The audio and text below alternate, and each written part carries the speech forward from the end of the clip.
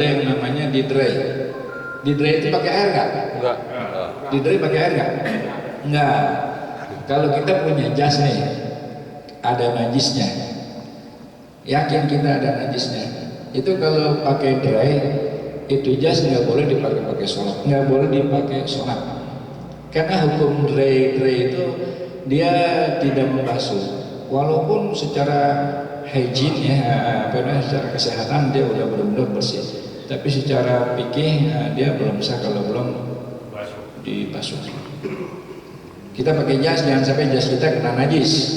Karena jas kalau di laundry rusak ya, ya nggak? Ini lemnya bisa habis. Kalau kena air dia harus di dry.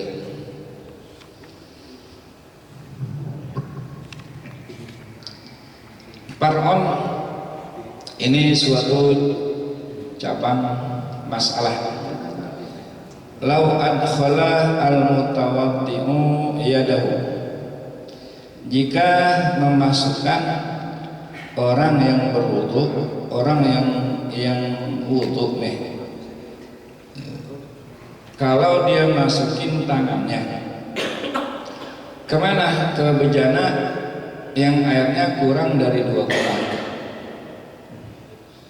Because dil ghusli, di dalam hatinya maksudnya untuk membasuh anil hadas, dari hadas. Jadi dia udah basuh muka ya, udah niat wudu, udah basuh muka, terus dia mau basuh tangan. Lalu air yang kurang dari 2 bola tangannya dia masukin.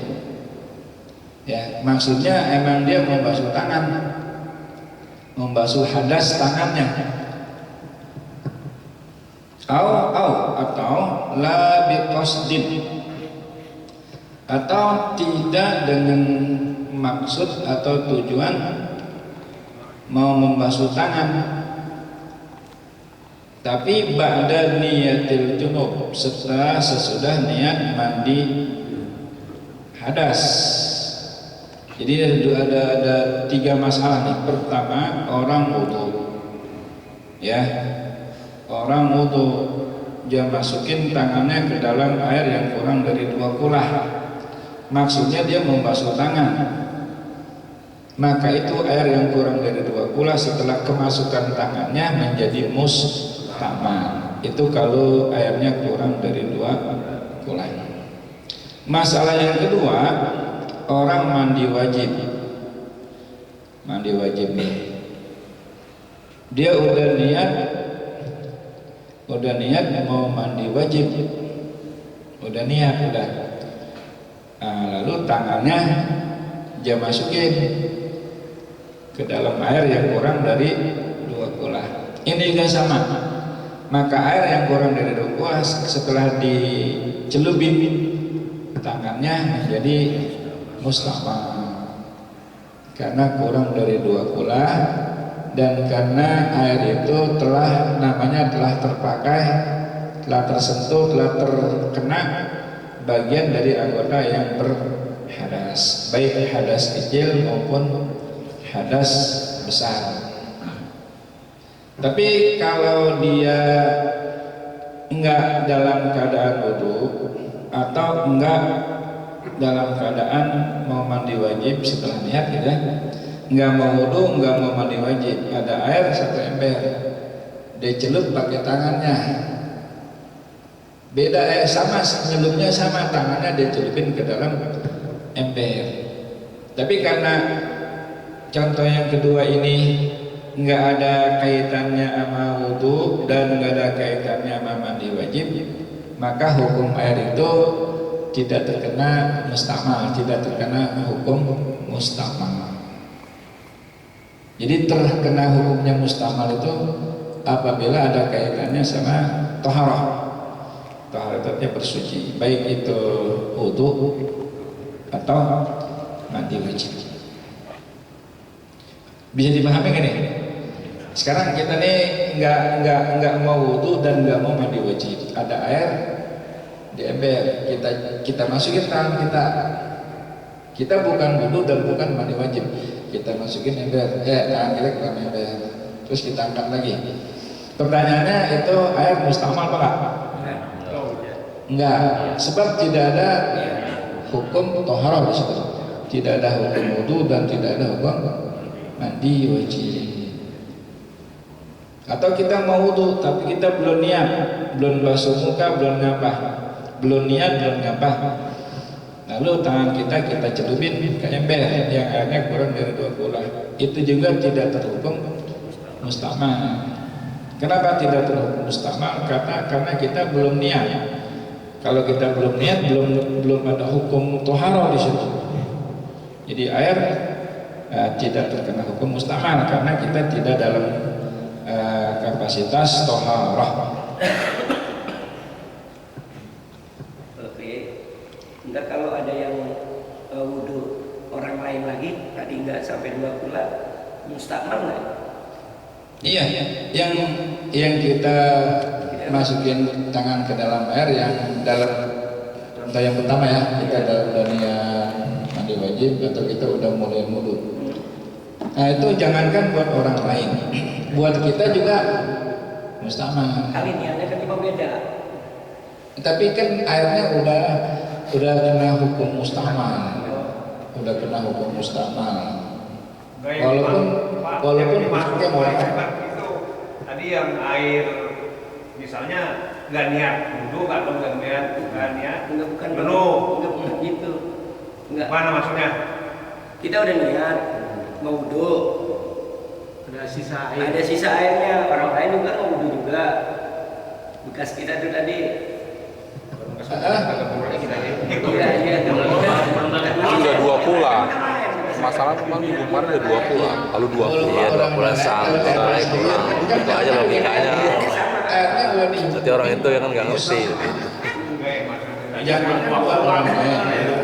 buat kita aja buat cuci kaki udah nggak boleh, karena kita udah dalam keadaan toharoh, udah terpakai oleh anggota. Terus yang kasus kedua Pak Haji, ini tadi yang Bapak bilang nggak pakai niat dulu atau nggak niat dulu, tapi udah dicelup. Itu maksudnya akhirnya masih suci mensucikan nggak itu? Masih suci mensucikan. Itu yang maksud saya. Ya. Itu benar Pak pertanyaan. Kalau ini mah tadi, ini mah beda. Beda tadi. Pertanyaan kita gue bener, kalau ada orang lain maksudnya? Ya, orang lain. Jadi tetap hukumnya. Ya, Ini beda pertanyaan, beda jawaban. Ya. Udah kasih duduk dulu kan. Kita nggak tahu karena dia orang lain. Kita wudhu, orang lain nggak tahu kan? Ya. Kalau pakai tumpahin, nggak buang gitu. Iya. Orang lain nggak tahu. Iya benar. Emang belajar fikih harus begini. Jadi kalau ini ada kaitannya nggak tahu nih. Iya. Oh, nggak tahu ya. Orang lain nggak tahu, orang lain. Kita udah setelah wudhu, udahnya kita tinggal ada lagi yang wudhu. Nah, Gitu. kalau dia nggak tahu mah nggak apa-apa. Kalau nggak tahu, kalau nggak tahu nggak apa-apa. Karena dia yakin ini air Masih suci menyucikan. Tapi kalau dia tahu, kita habis pakai nih, habis pakai. Kalau yang mau pakai ini kita, jangan dipakai tuh ya, tapi udah sama kata kita, begini kita. Kalau satu rumah, ya kalau nggak tahu mah nggak apa-apa. Lah ya dulu kalau apa. Orang kita yakin ini air bersih banget, secara kasat mata ini air bersih. Air mustamal itu bersih, Iya. karena dia tidak terpengaruh sama apa.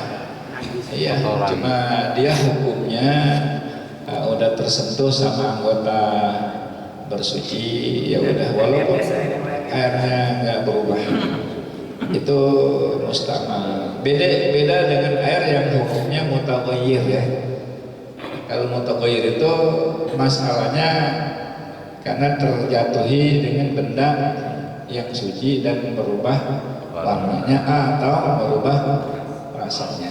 Kayak ini air teh nih, ini kan bersih dan nggak dipakai wudhu, ini air teh nggak dipakai toharoh. Yang jadi masalah dia ini statusnya mutaghayyir, bukan mustamal. Mutaghayyir karena berubah warnanya. Kalau tema tiga-tiganya berubah ini, ya nggak? Warnanya berubah nggak? Nggak, maksudnya dari air dari termos ditarik teh berubah warna, ditarik gula berubah banyak rasanya, baunya berubah nggak? Tiga-tiganya Berubah. Kalau air kelapa kan nggak diubah tuh. apa?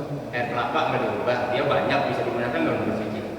Oh iya, dia nggak termasuk dia nggak termasuk 7 jenis air yang boleh dipakai untuk bersuci. Nah, kalau air hujan, air kali, air sungai, air sumur, air salju, air embun, sama air laut itu boleh. Ada 7 macam. Ini dalam nas hadis Nabi kita Muhammad SAW. Di luar itu air persan kerbau pisang misalnya atau apa gitu, jus itu enggak masalah, suci tapi tidak mensucikan.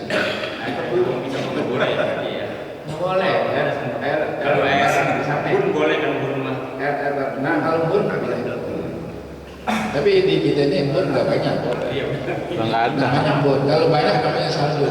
Kalau air salju, dia mencair boleh dipakai untuk bersuci. Nggak ada bun sekarang, kondok semua sekarang mah nggak ada bun. Nggak ada bun sekarang mah kondok semua. Orang udah lain zamannya sekarang jarang kita lihat bun, jarang. Orang kecil tidak tahu bun lagi.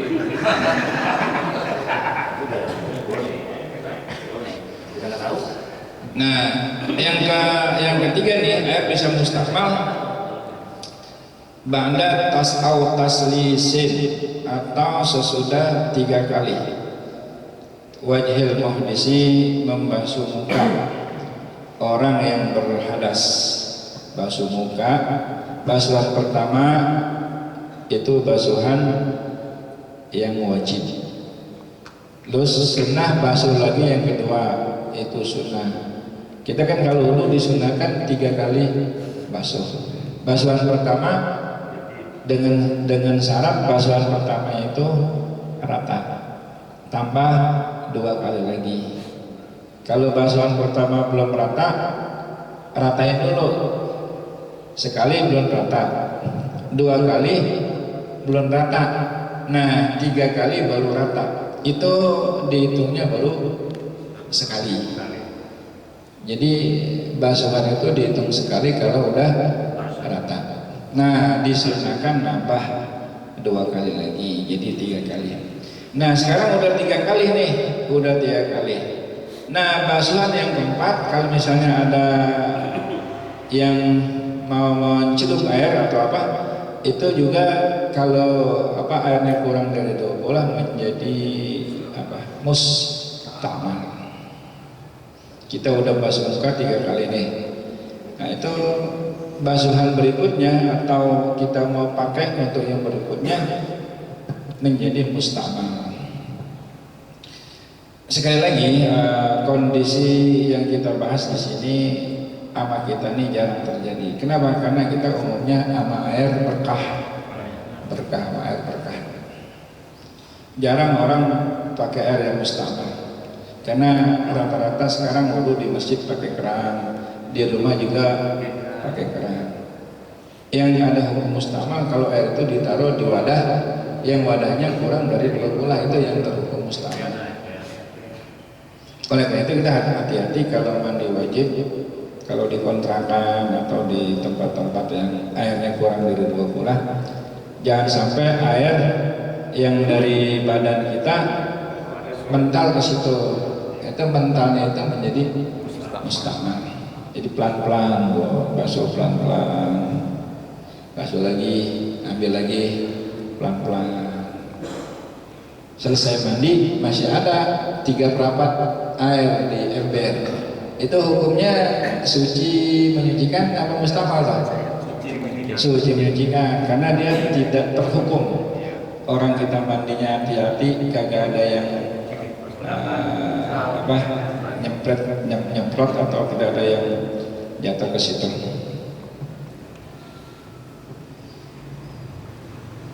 Au ba'dal ghuslatil ula, atau setelah cucian pertama. Maksudnya dia hanya bermaksud membasuh dengan satu kali basuh saja. Ada orang basuh muka sekali aja lagi demam, sah. Cuman kalau dia bermaksud satu kali, itu tangan kita untuk yang berikutnya udah nggak boleh dicelup ke dalam air yang kurang dari 2 kula. Jadi kalau kurang dari 2 kula, prinsipnya anggota wudhu kita jangan ada yang nyelup ke situ. Jadi pakai gayung boleh. Oke. Ya. Kalau wudhu di keran, antara teman dengan teman itu kan menyiprat. Antara Iya, sebelah umpamanya ada yang orang juga, ya teman ya. kecipratan Iya. dari keran. Ya. Itu air cipratan bekas wudhu itu mustamal nggak jatuh ke Ya misalnya anggota tubuh kita kita? wudhu nih. Iya, saya ini keran ini. Ini wudhu juga nih. Iya. Dari sana cepet kemarin. Iya. Ya terus nggak apa-apa. Kan airnya banyak. Ini kan dia ntar air terlalu. Nggak apa-apa. Beda. Itu mah nggak apa-apa itu mah. Iya, maksudnya kena kecipratan. Ya nggak tidak. apa-apa. Kan orang dua itu udah suci. Maksudnya dia nggak hadas besar. Jadi wudhu di keran.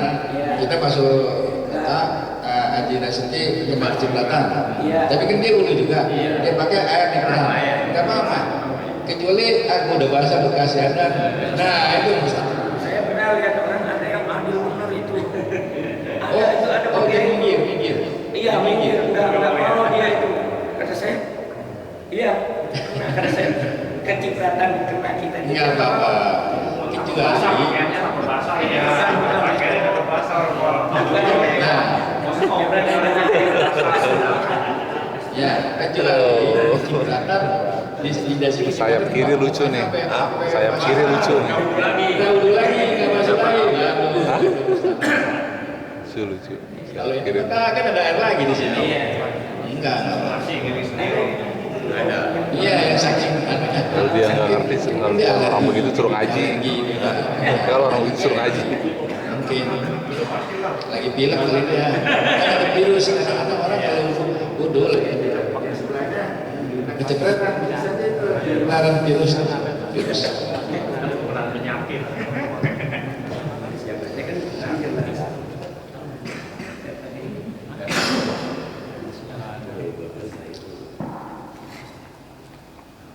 Sampai sini aja. Nanti masih ada sambungannya. Karena ini terlalu detail ini. Yang kita bahas namanya juga parkon. Parkon itu kadang-kadang begitu. Dia detail. Jadi orang yang jarang-jarang orang tahu, jarang-jarang orang paham dibahas di sini. Dengan detail. Jadi kesimpulannya kalau kita wudhu airnya kurang dari 2 gula, tangan kita itu atau anggota toharoh kita itu bermasalah kalau dia ikut campur di dalam air itu. Jadi supaya tidak terjadi mustamal, pergunakan gayung atau ditusuk. Makanya embernya itu ditusuk. uniknya memang harus Pakai ada sumpal. Kalau pakai sumpal, wudhunya pakai kocoran itu nggak ada terjadi mustamal karena airnya langsung jatuh ke bawah. Pada saat ini saya